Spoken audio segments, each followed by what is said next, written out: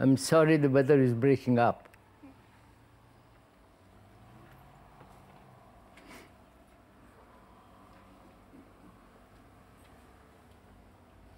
Before we begin to inquire into the question or questions, we should talk over together what is peace and its relationship to intelligence. You don't mind if I talk?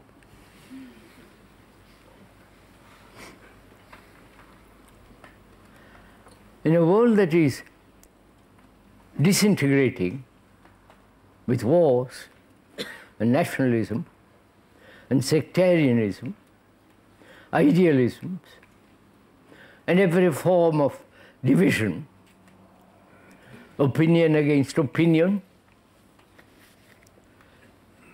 data against data, judgment against judgment, and so on.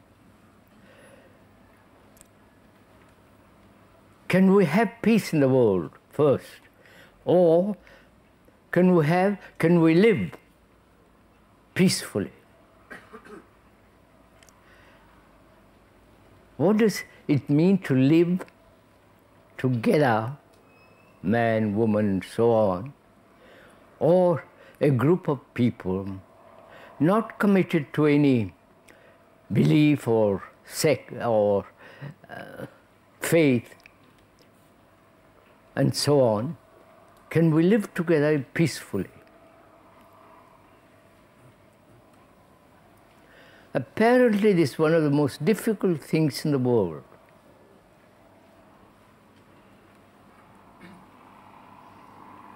Here too,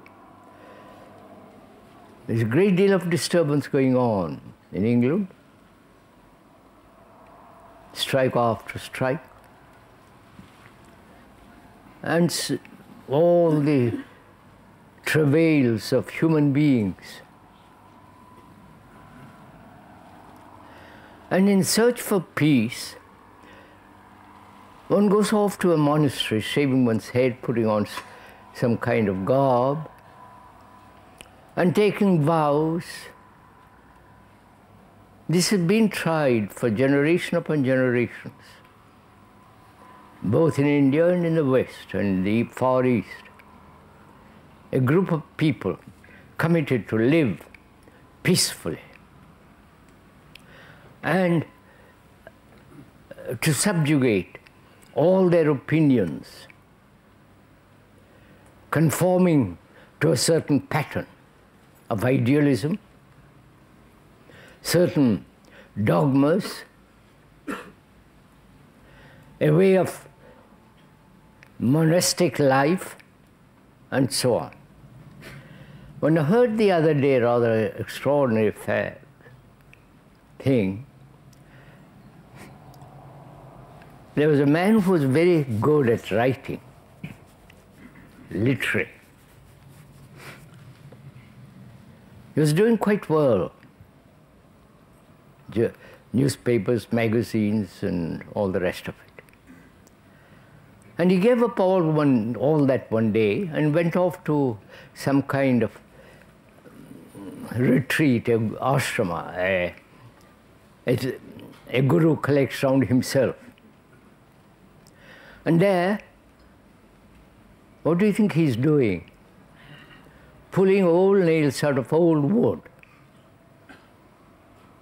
And he's perfectly happy. You understand all this? And he is living peacefully, he says. Is that peace? To completely forget the world, what's happening in the world, forget any kind of responsibility, put aside any kind of relationship with another, and disappear into a commune into a community or enter into a monastery, which is highly organized, with the abbot whom we must obey utterly, and so on. How does one find peace in the world and in oneself? I'm sure one has asked this question of oneself. To live completely, peacefully, in relationship to others. Not isolate oneself. That's fairly simple, and also it has its own dangers. The dangers are that you become more and more self-centered, or commit yourself to some symbol, a figure, or to some doctrinaire concept, and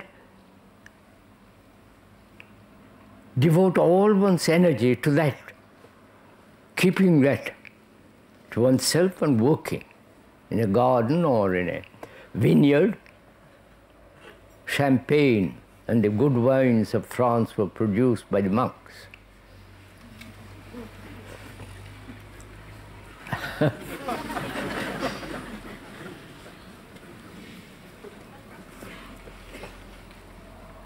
And the monks have also fought, killed people. This has been going on for centuries. And one is living in a world that's really monstrously destructive, divisive, every form of brutality and so on. Where does one find peace?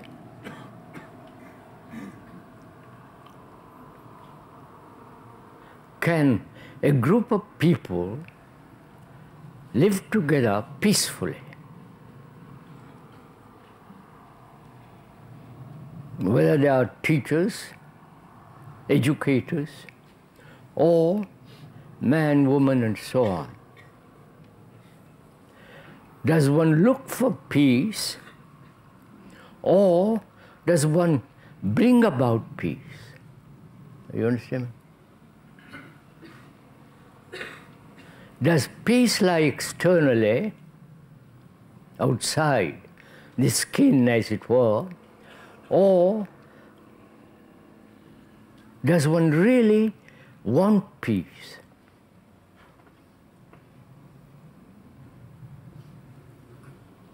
If one sets aside all the things that desire, will, thought, has conceived what is peace, wanting peace, and committed to some form of regulation, whether it is so-called spiritual or otherwise.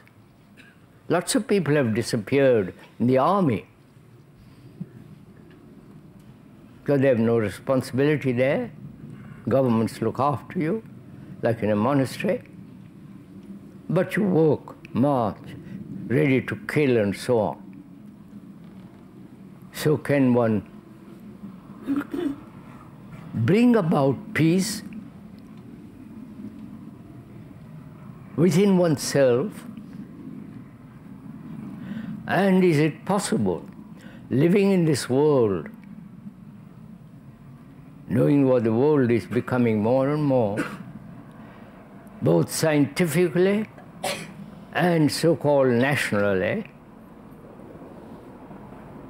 can one live or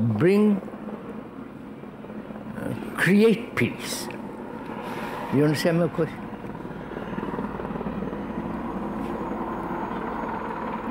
Can we wait a few minutes for that?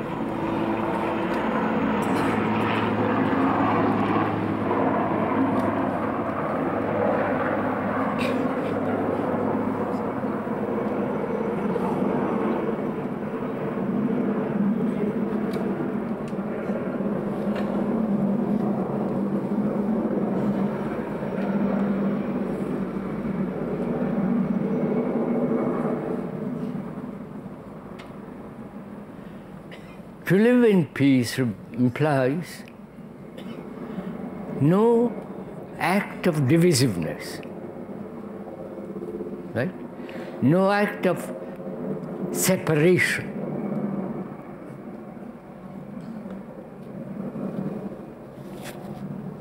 No sense of me first and you second, both in a queue and at home.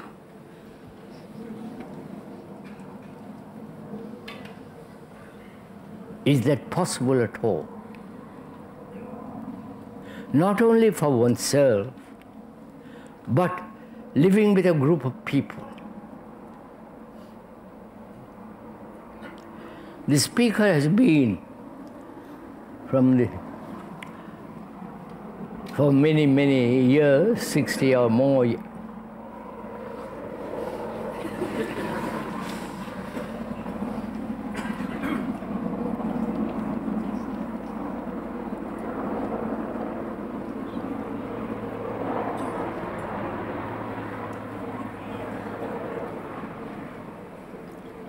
The speaker has been living with over 60 years with a group of people in India, America, here, all over the world, part of the world rather.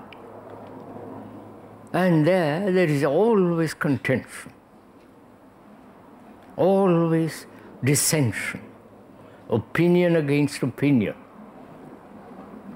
Why shouldn't I think this way? You think your way, and so on. This process has been going on, not only now, always, perhaps.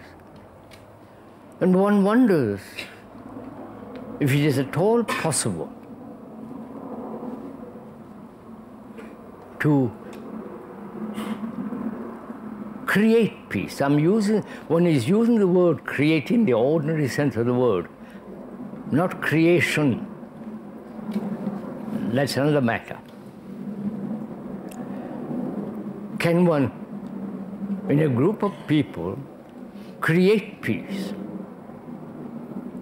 In your house, perhaps 4 of you, or 2 of you, if in a family,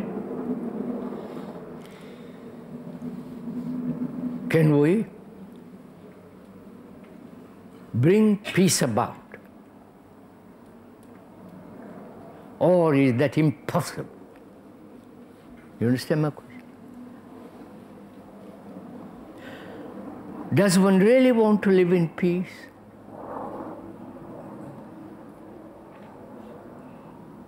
And if one does, what price do you pay for it? Not in coins, not in banknotes and so on, but what are you willing or desirous or saying as we must live in peace, and it's only in peace that one can really flower? What will you do? What will you put aside? What gesture will you make? You understand? It's very easy to superficially say, yes, I'm willing to live in peace. I'll join your beastly little community or your commune, or I'll follow a guru, I'll come and live in that community. That's very easy and rather slack. Forgive that word. Rather indifferent to what is happening in the rest of the world. It's a form of exclusiveness. Not one is against the elite, but the exclusive way of looking at life. You know? Now are we willing to give up, put aside our own particular opinions?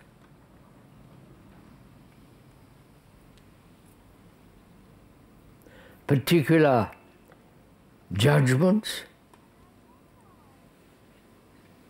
Not that one must not have objections.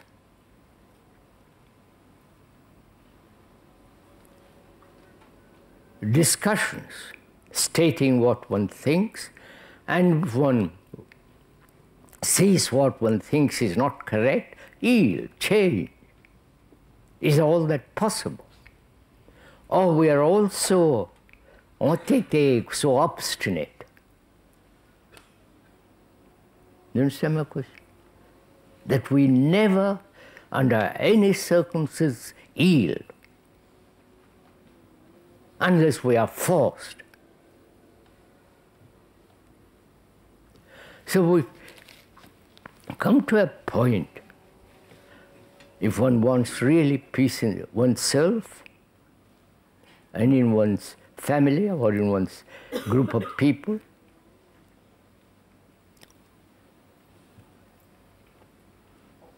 to be highly sensitive, not only to one's own particular desires, that's fairly simple, to one's own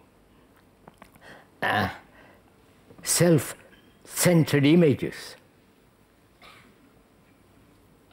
but to be sensitive to nature, to other people's ideas, other people's way of looking, their difficulties, the whole process of living together, which requires an enormous sense of yielding and watching and observing and highly, not interpretive, but seeing what the other is. He may be brutal, he may be insensitive, but help him to be sensitive, help him not to be normal. You follow? It's a constant sense of movement, not taking a stand at any time. Is that all possible? Not only in a family or in a group of people, like in a school, and we are very close to a school here.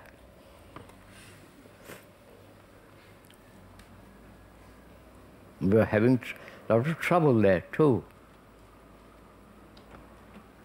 So this is a great problem, which not only we who are responsible here at the school at Brockwood, but also responsible to ourselves and to our environment, to the way we live. Because peace requires a great deal of intelligence.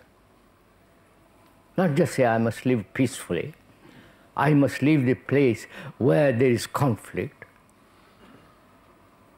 and go somewhere else, hoping to find where there is no conflict. Such place doesn't exist unless one becomes completely dull, completely insensitive, doesn't give a damn what is happening. Sorry, you don't mind? And so on.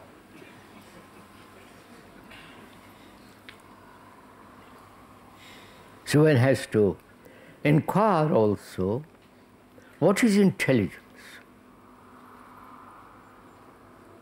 Because peace requires a tremendous intelligence.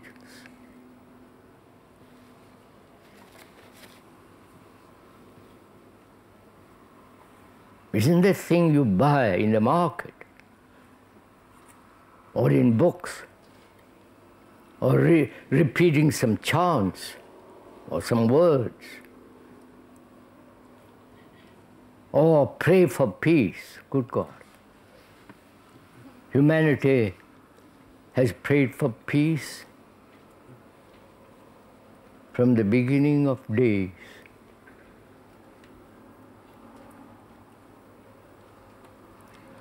And there has been no peace in the world or in oneself. And to have that quality of peace, which is unshakable, which has no shadow of disturbance in it, requires great intelligence. So we must ask ourselves, what is that intelligence? Is that intelligence born of books?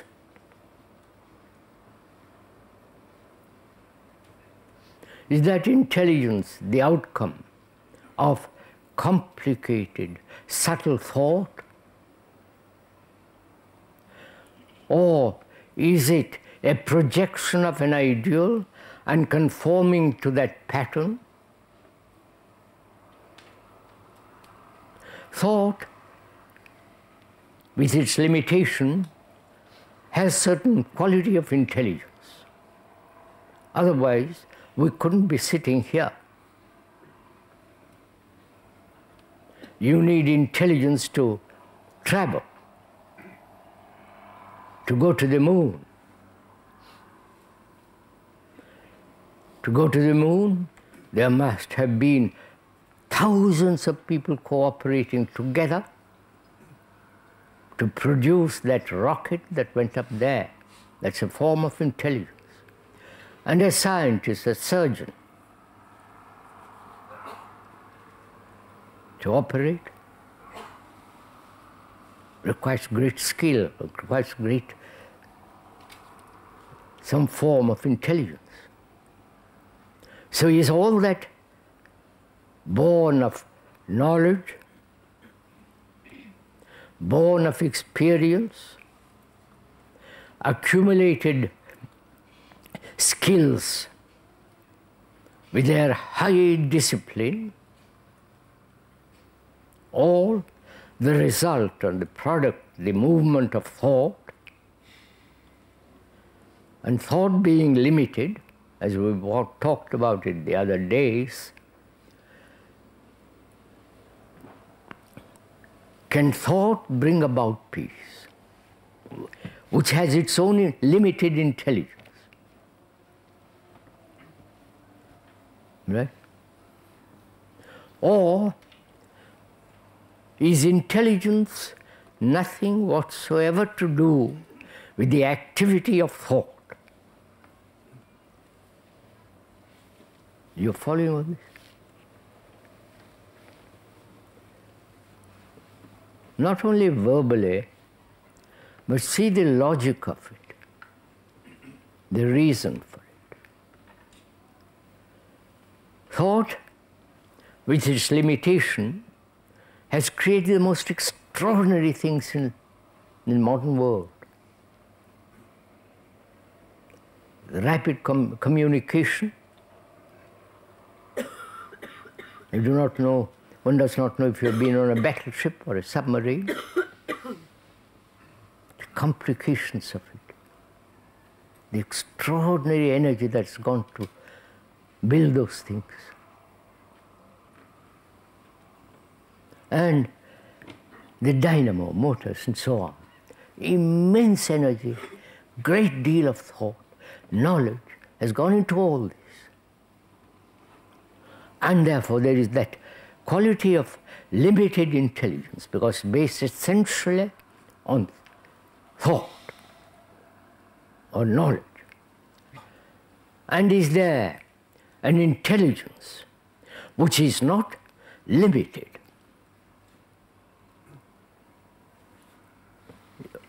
One must ask these questions if one wants peace. One must ask these essential questions. Not only peace, a way of living with great depth, great beauty, and it's only that quality of intelligence that can bring this about.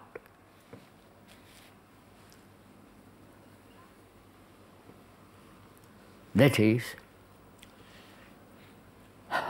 can there be peace without love?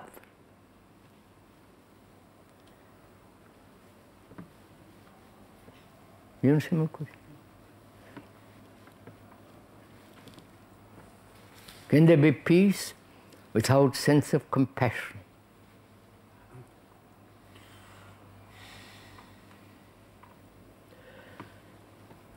Can there be compassion if one belongs to a certain sect, religion, group, and so on?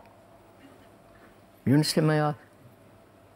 If I'm attached to my particular conditioning as a Hindu, Muslim, Christian, or Buddhist, I can read the books that talk about compassion as being essential. There's no end to making of books, right? Are we all together or am I talking? Yes.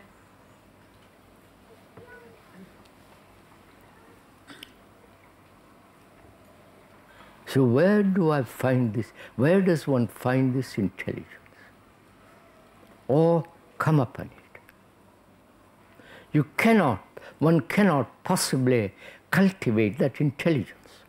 You can cultivate the limited intelligence in the world of science, biology, mathematics, art, and so on. That can be cultivated carefully, day after day, till you have that extraordinary skill. But is compassion, with its extraordinary intelligence, is that cultivable?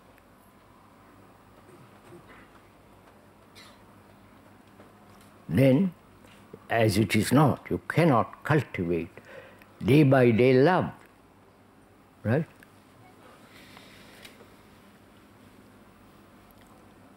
So what will you do if you want to live peacefully, deeply, without a single shadow of conflict between each other?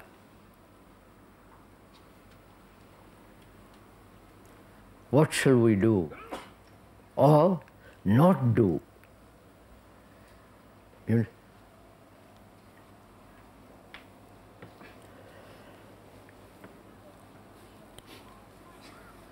One has to go really very deeply into the question of desire, will, and love. We've talked for half an hour.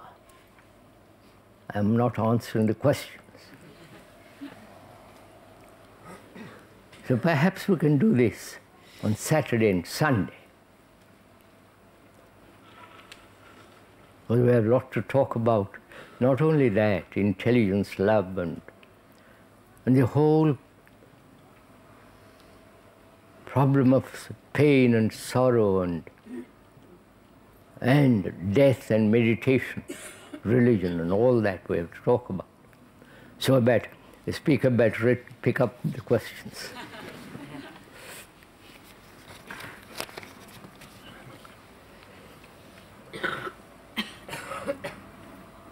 You spoke on Tuesday about goodness, but I'm still not quite clear about whether the quality of goodness or evil is an outside agency or forces existing in the world, or only a projection of our own thinking. You spoke on Tuesday about goodness, but I am still not quite clear about whether the quality of goodness or evil is an outside agency or force existing in the world, or only a projection of our own thinking. Right? The question clear? The questioner, as we understand it, wants to know, is goodness and evil something outside, nothing to do ourselves, but putting ourselves aside, does this goodness exist in the air, as it were, and the evil outside? Is it totally independent of our human beings? You understand? This is what the questioner is asking, if we understand it rightly.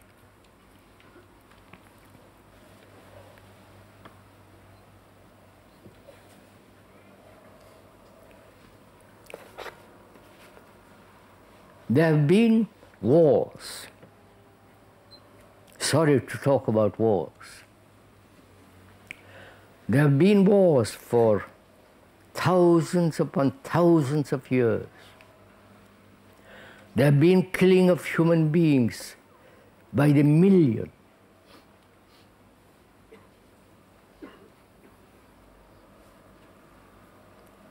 And that killing has created immense sorrow.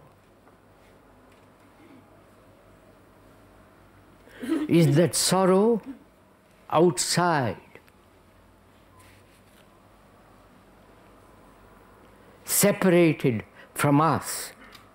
We have our own sorrow, our own pain, our own anxiety, our own sense of goodness and badness, or if you like to use the word evil. Apart from that, does evil and goodness exist? Exist. You understand? What do you think?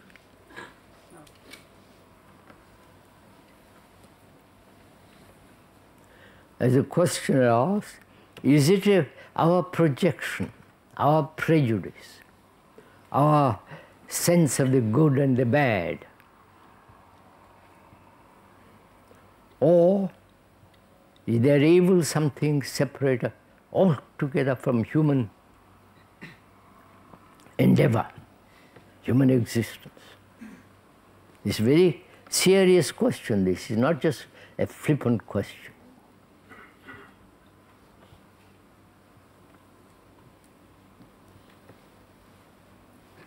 People have talked about goodness for years. Aristotle, I believe, talked about it, Plato. And before Aristotle, Plato, there was the ancient Hindus. And before them, there was somebody else talking about, inquiring. The same thing as we're doing now. The evil that man has created, the goodness that man has pursued, the ideals and the conformity, and something that exists outside of us.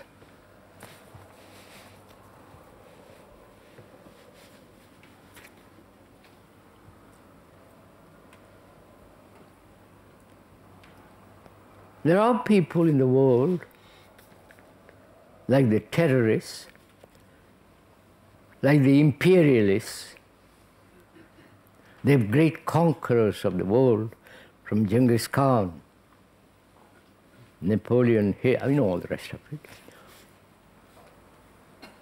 They wanted power. Power by hoping to unify Europe.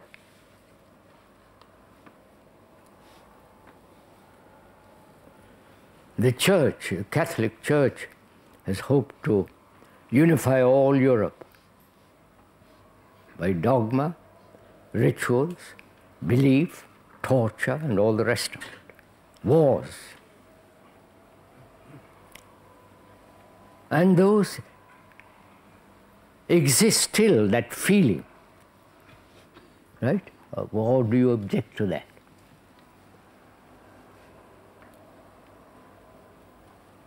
And there have been great many people who pursued goodness. Not people who didn't know them. They were not famous people. They were people who said, I live a good life. Not the good life of in the modern world with good meals and good drinks and all the rest of it. But the good life of austerity, not just putting on a loincloth or one robe. Austerity is something entirely different.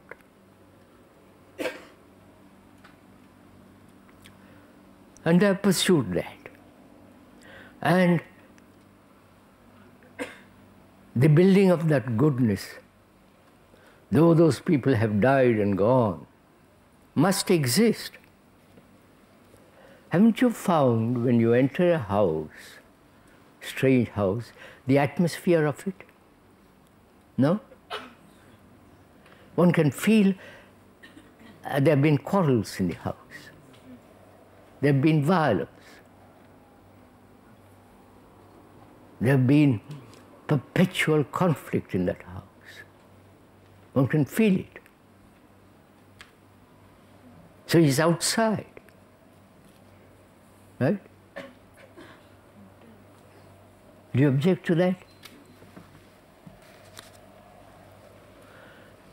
So there is goodness and that which is called evil or bad exists in the world apart from our own contribution to it.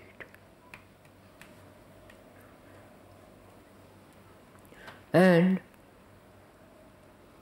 one can become highly sensitive to all that and put an end to our own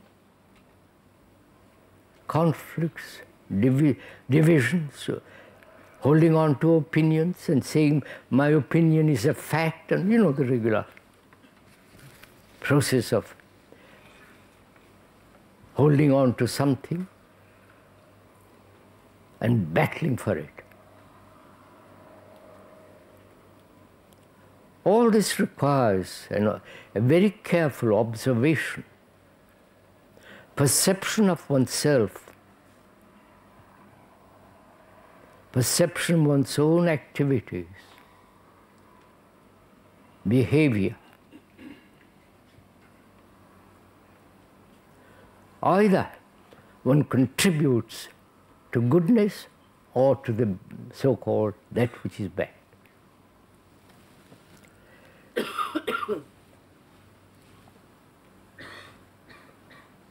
It's a rather close question, this, near the bone. Do your schools have, here or elsewhere, give the students an understanding of the total human problem, the immensity of human life and its possibilities? Do your schools, underlined, here or elsewhere, give the students an understanding of the total human problem, the immensity of human life and its possibilities?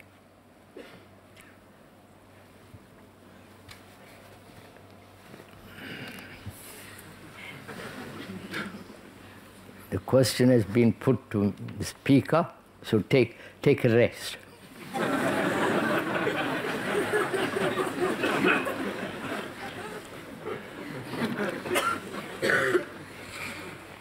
First of all, the speaker helped in various countries. In India, there are 5 schools and there are going to be other schools. And there is one school here at Rockwood and one in California, at Ojai. They are not the speaker's school. They are the school where not only the speaker and others have helped to bring it about. So it cannot be called your school. I know K's name is used, but it's not his personal school. And that wouldn't be correct or true. It's a school that all the schools in different parts of the world have been built or come together with hundreds of people working for it. You understand? It's not just one person. That would be terrible. You couldn't do it. There are schools in India that have existed for over 60 years, which we helped to, the speaker helped to bring it about with the help of others. One in the north, near Benares, and the other in the south, near Madras, and so on. And there's one here, and one in California.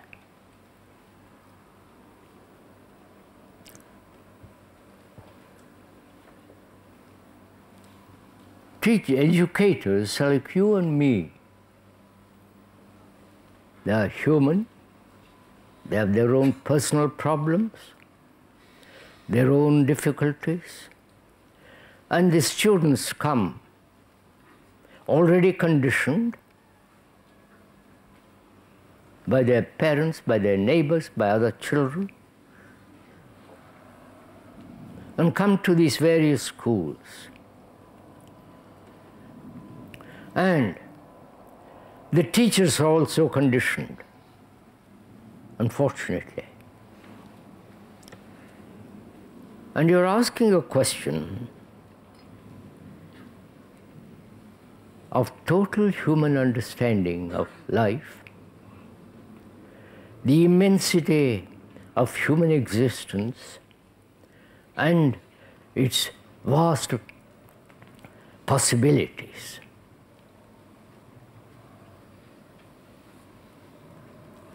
First of all, do the parents want this? You understand my question? Generally, the parents want their children to have some kind of a degree, technological degree, or human degrees, various degrees, so that they can get a good job, settle down in life, and marry, children carry on. Generally, what the parents want. And the children feel certain responsibility towards their parents, so they are more or less, especially in the Asiatic world, conform.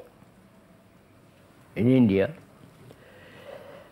do you want to go into all this?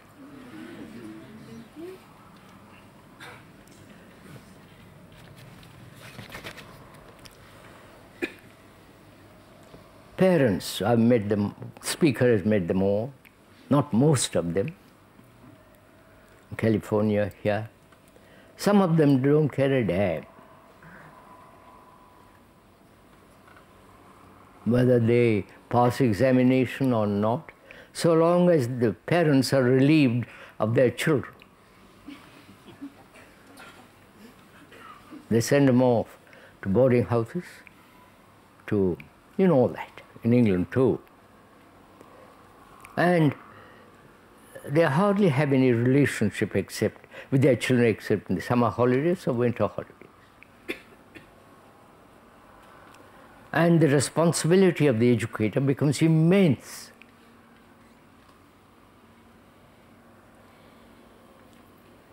And to teach them, to help them to understand the immensity of human life,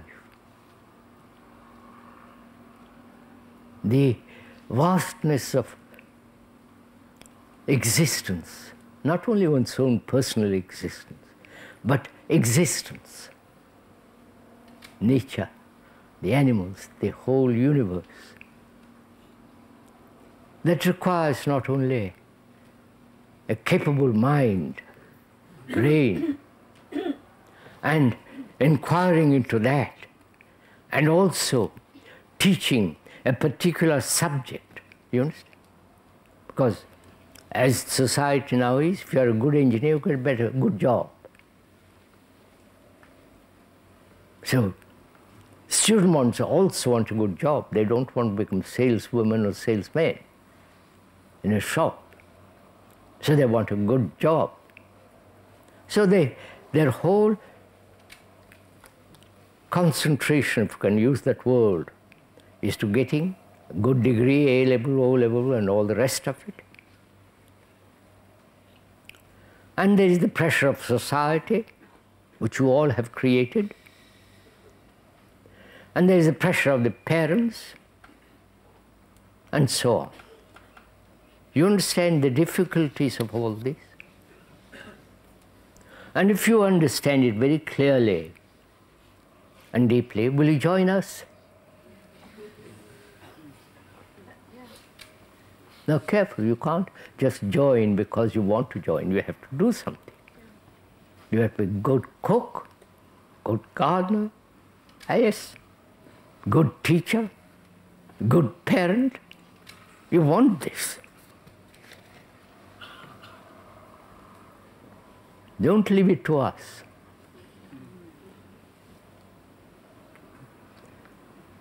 The educator needs educating, as the parents need educating, so do the students. It's a process of living, working, cooperating, feeling together, not battling with opinions.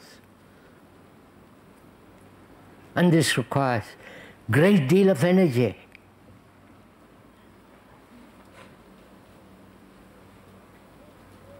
And which parent? And there are many parents. At Brockwood School, I believe there are 15 to 19 nationalities.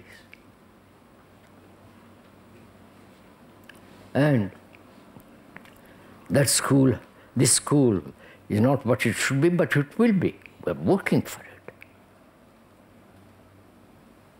Help us. You understand? I'm not asking you money. That's easy stuff. But join together to create something together.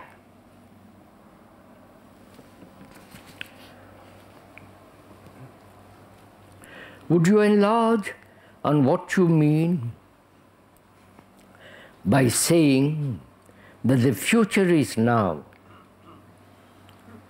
Is it that the seeds of the future, seeds underlined of the future, are contained in present, or that the future already fully exists on a different time scale? Would you enlarge on what you mean by saying that the future is now? Is it that the seeds underlined of the future are contained in the present, or that the future already fully exists on a different time scale?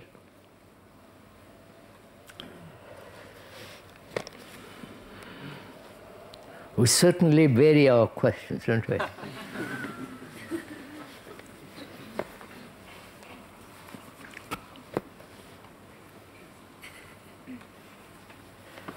This is a very complicated, like all human problems, question. Apart from scientific fiction and the theories which the scientists have about time as a series of movements and so on, apart from the demand that the future be comfortable, safe and happy and all the rest of it. What is time?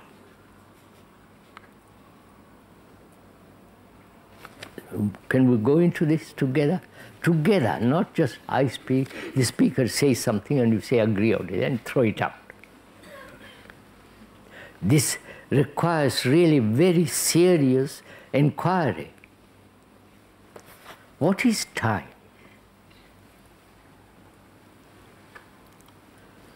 You can see time as a movement from point to point, right? To go from here to your house, to your home, there is a distance to be covered which will take time. That's obvious. And also, time is the whole movement of the past, right? In which is implied all the traditions, accumulated traditions, handed down from one generation to another. Their knowledge, their books, how to play the violin, and so on. The whole movement of this enormous past is there, of which we are, right? We are the past.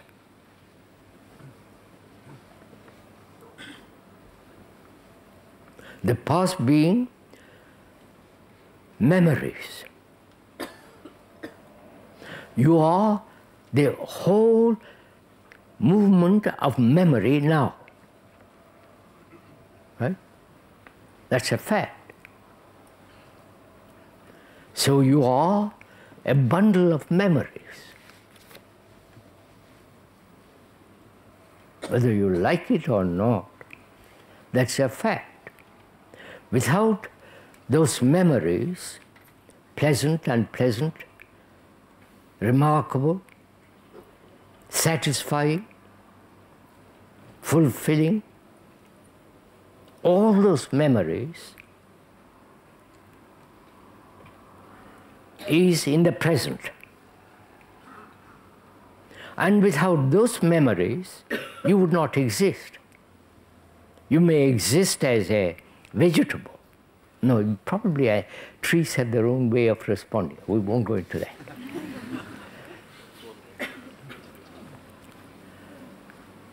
So you are, we are, each one of us, memories, which is the whole process of accumulation of knowledge, responses, reactions, judgments, condemnation, acceptance, and so on. This whole process which has brought about not only biologically,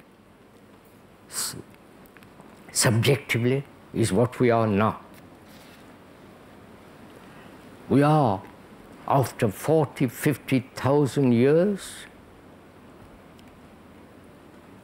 all those centuries, that vast sense of time is now. Because you are that. That's clear, isn't it? And that is the future if there is no break. That's simple, surely.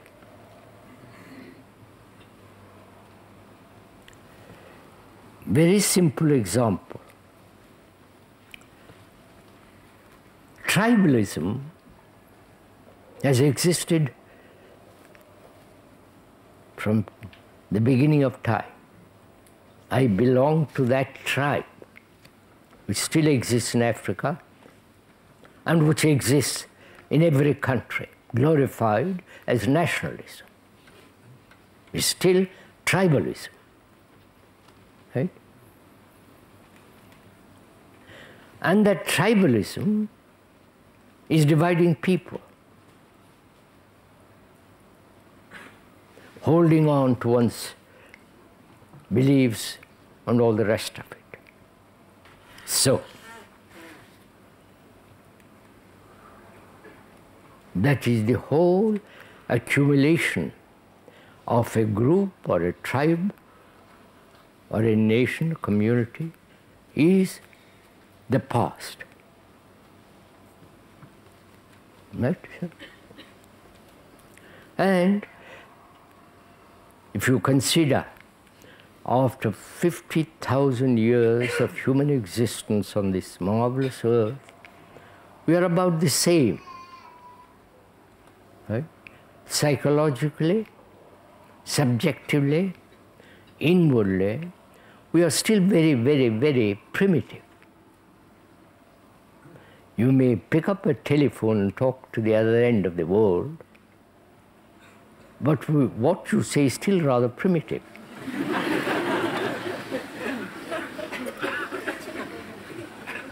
Either it's business, or cussing somebody, or talking to somebody, we say, darling, how are you?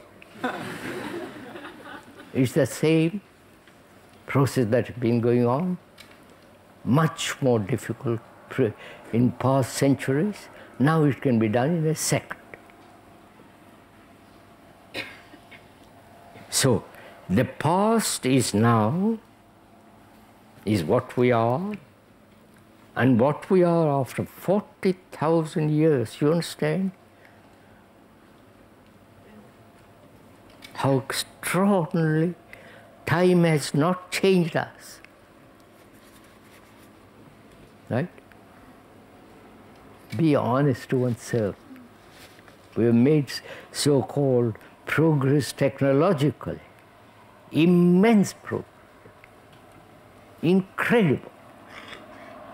But inwardly we are somewhat, very, very little, on the frills perhaps. At the core, we are barbarous, primitive. Right? Killing each other, all the rest of it. So time, please listen, time has not changed us. Right? Do we see this? So evolution has not changed the psyche. On the contrary, it's making it more and more strong. The psyche being the whole accumulation of memories, racial, national, tribal, religious divisions.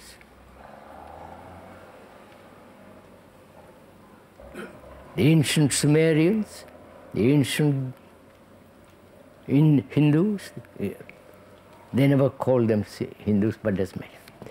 And the Egyptians, and from the 40, 50,000 years, we are still, after evolving, we are still primitive. Time is going on. Time is a movement. So, the future is what we are now. Right?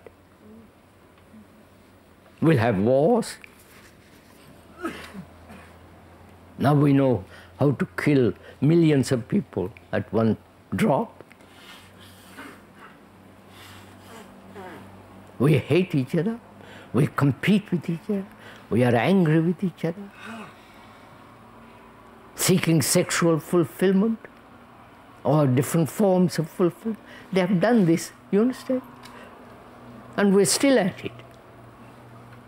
And the future is still what we are now. So the future is now, not the seeds of it, the actuality of it. So is it possible to radically change all that, not allowing time at all? You understand? No, you understand my question? Time has not changed us. Evolution has not changed us. Different organizations has not changed us. Different religions has not changed us. Suffering has not changed us.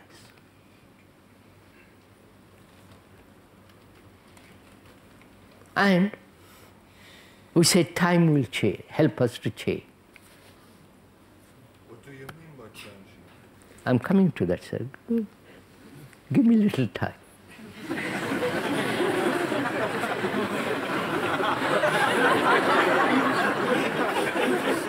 A little time.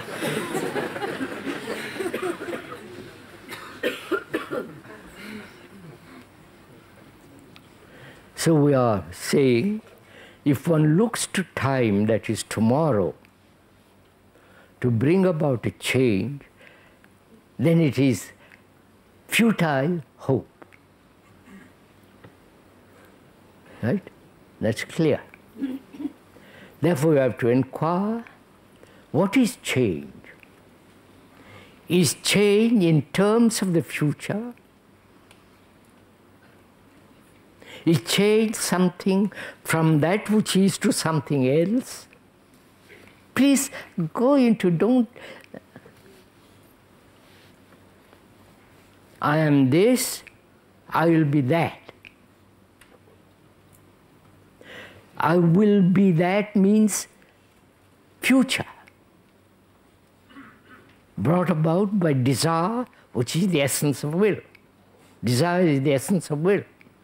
So you say, I will do something later. I will change gradually. Right? This. I hope to become noble. I'll get rid of my opinions. You follow?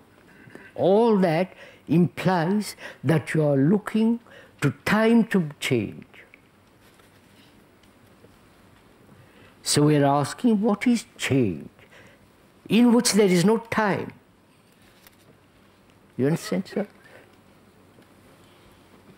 Moment I say to myself, I will change, you have already admitted the future.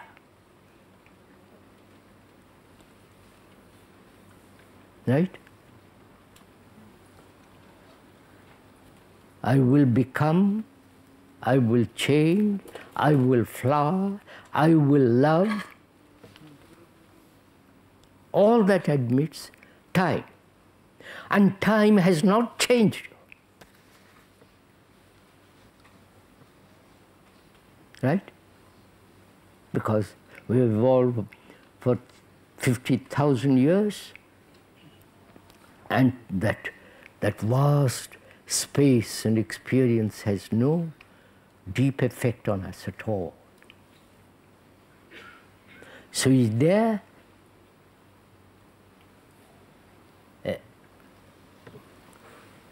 a totally, please understand, totally ending of something which has been. Now, you understand what I mean? Wait, suppose I'm greedy. You know what, of course, greedy, envious. Perhaps envy is a better word. I'm envious. I can rationalize it, say it's natural, it is cultural, it is part of a commercial process of gaining, losing, production, and all that stuff. So I can say, I'm greedy. And man has been greedy from the beginning of time. Right? And time has not changed me at all. Because we have, through greed, we have created this appalling society. Both commercially and through envy, which is comparison, we have destroyed each other. This is a fact. And can that envy end instantly? Not I will, gradually. You understand my question? Have I made the question clear? Is there an ending?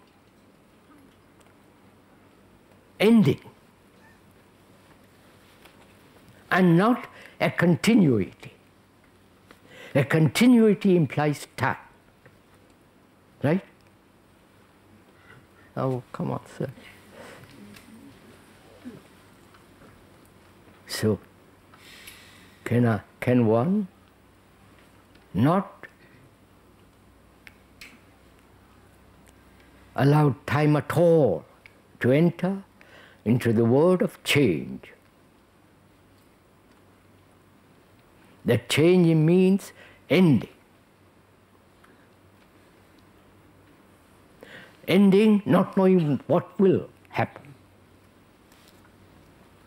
Because what might happen is still hope, time, and so on. Is it possible to end greed, envy instantly, completely, so that it never exists anymore? Yes, sir.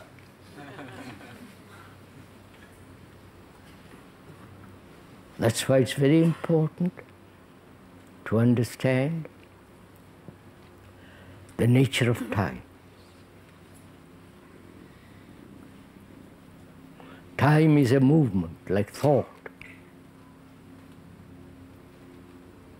And time is necessary to learn a language, to acquire a skill. Time is necessary to go to the moon. Time is necessary to put a warship together, or a dynamo, or a motor. But psychologically, subjectively, if we think in terms of time and change, there will be never change. See what's happening. You had United Nations at one time. No, what was League of Nations? Now you have United Nations. Another blow up will be another kind of, another United Nations. But the same process, you understand? Reorganizing the same misery in different forms. So is it possible?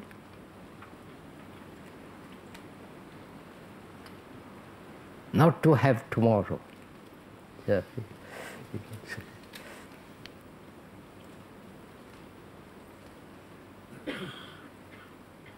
To look at life, to live with that life which has no tomorrow at all.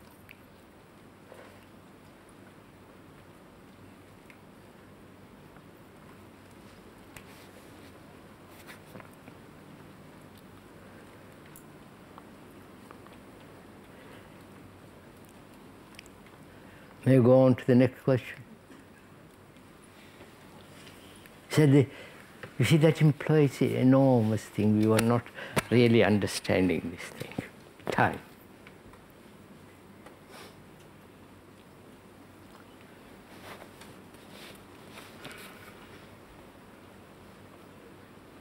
So you have a drum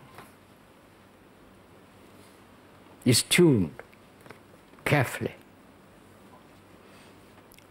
And because it's tuned, because inwardly, inside it's empty. And when you strike on it, it gives the right note.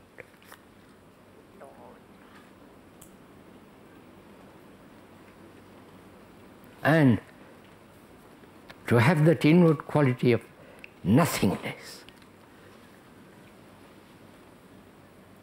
but highly sensitive, then you have something extraordinary.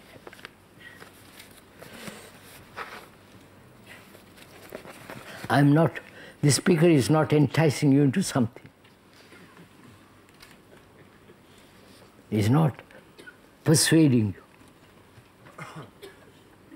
rewarding. There is no reward or punishment.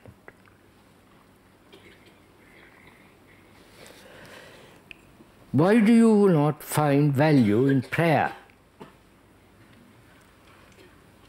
Why do you not find value in prayer?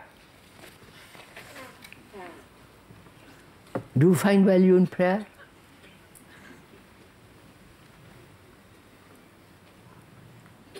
Would you, I don't know why you accuse me of not having any value in prayer. Why do we pray? You know that there are a whole group of community or monks who are perpetually praying. One group finishes praying, another group takes it up.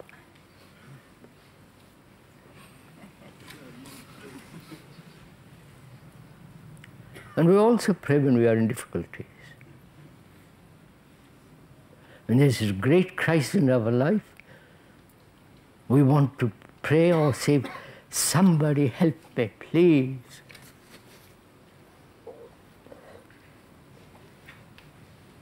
You know that joke of a man hanging onto a cliff?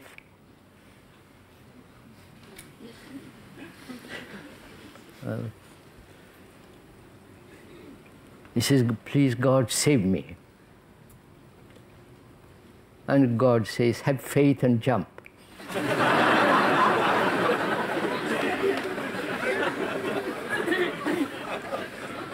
And the man who is hanging on to the cliff, he says, isn't there somebody above that still?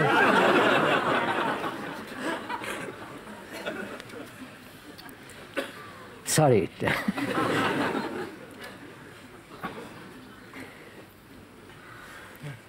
Why do we pray at all? This has been going on, praying, in the Christian world, in the Islamic world, in a different way, Buddhist and Hindu world. Pray. To whom are you praying? To an outside agency?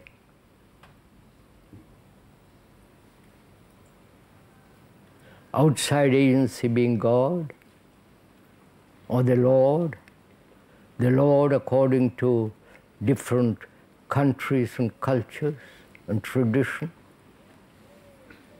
the Almighty of different concepts. To whom are we praying? And why do we pray?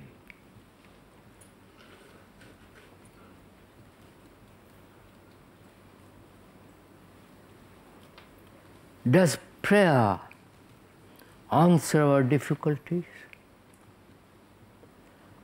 In some cases, when you are praying, not merely using certain words, chanting and so on, but praying silently without word. You understand what I'm saying? Perhaps you might have an answer because your whole brain has become quiet.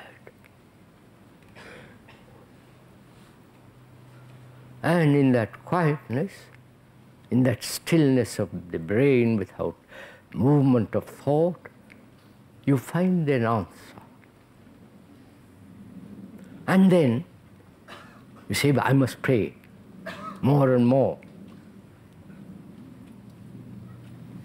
Which is you have gathered some experience, and that experience has brought certain results, and you like those results, and so you keep this going. Then it becomes a habit, and you've lost everything. Why do we pray at all?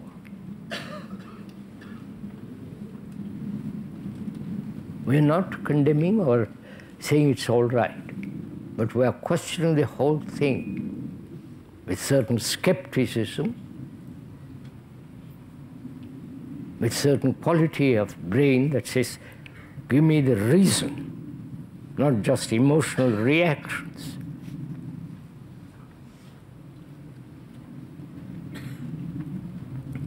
And one is in great difficulties. There's great crisis, pain, sorrow, insoluble. And at that moment, we look to somebody to help.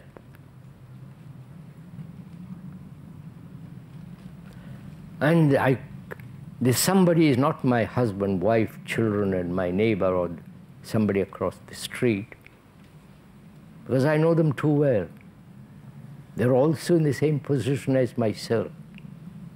And so I turn to some outside agency. Outside agency, I mean, not something that organized by thought, God, Christ, and in India is another deity, and so on. I pray on my knees because I can't solve this problem at all. I cannot resolve my sorrow, my pain, my loneliness.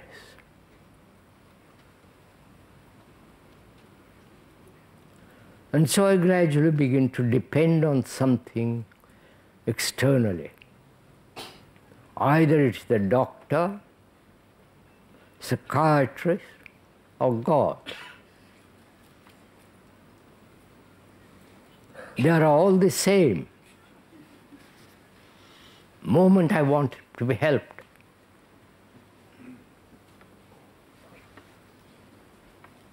One may call saintly prayer.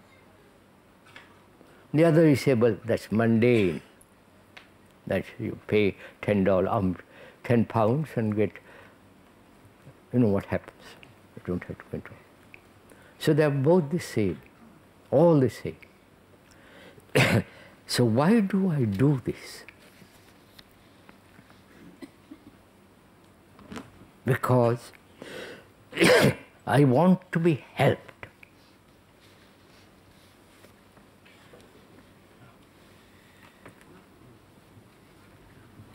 I'm not able to solve the problem, or I think I'm not able to solve the problem. It's very painful, devastating, disturbs my whole life, and I want someone to calm my being, to help me to overcome this. And this has been done for 40, 50 and more thousand years. It was the thunder, lightning before. Then it was worship of trees. Then it's now worship of symbols and images. Not much difference. So I have to ask, why do I want help? Is it not possible? It may sound rather cruel, but it's not. The person who is always asking for help becomes weaker and weaker and weaker, duller. Then he then becomes utterly dependent on something.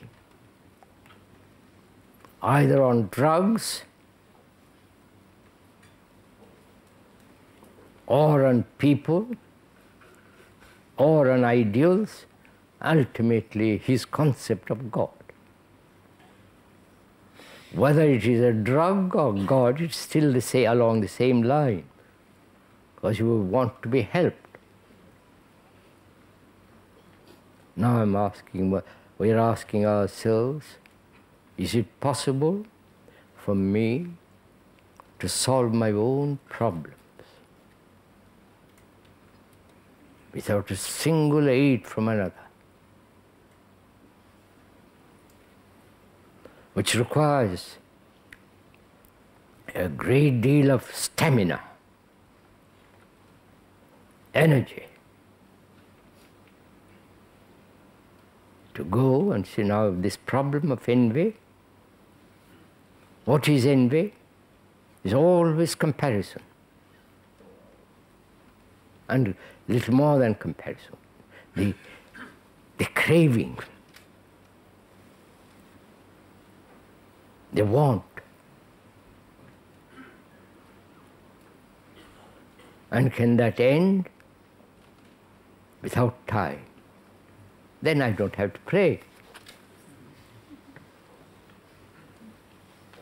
Then the person who is like that, he's totally free from all contamination of thought.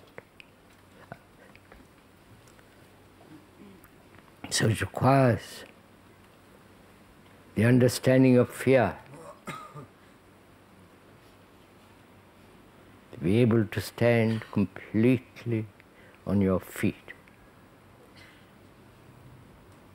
And that is now slowly being denied.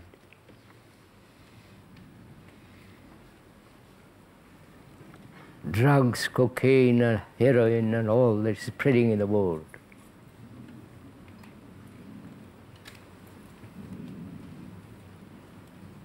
We are bored with life.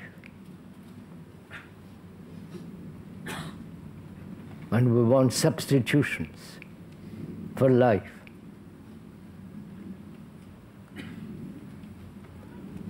And so, prayer is your own desire to achieve something which will be most gratifying. An easy way to live without any understanding. It's much more complicated than merely the statements of the speaker. See, we are all so petty, small-minded.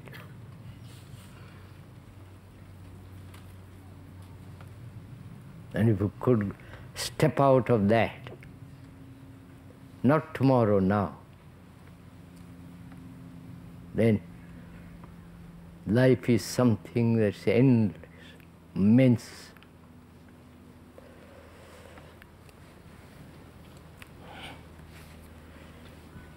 It's now 10 to 1.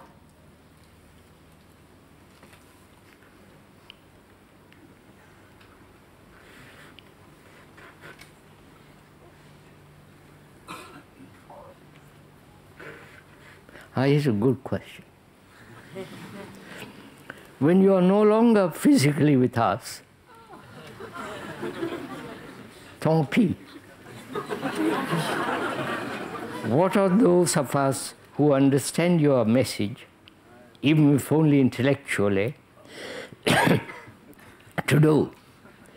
Do we continue working on ourselves and forget the rest of the world? Or try to spread your teachings as we see it? When you are no longer physically with us, why add physically?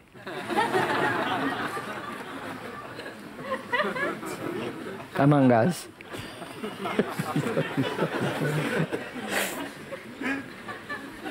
What are those of us who understand your message, even if only intellectually, to do? Do we continue working on ourselves and forget the rest of the world, or try to spread your teachings as we see it? Need I answer this question?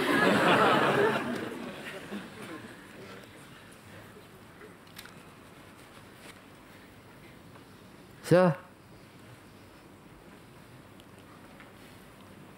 it's your message, not mine. It's your book, not mine. If the way you live is the message,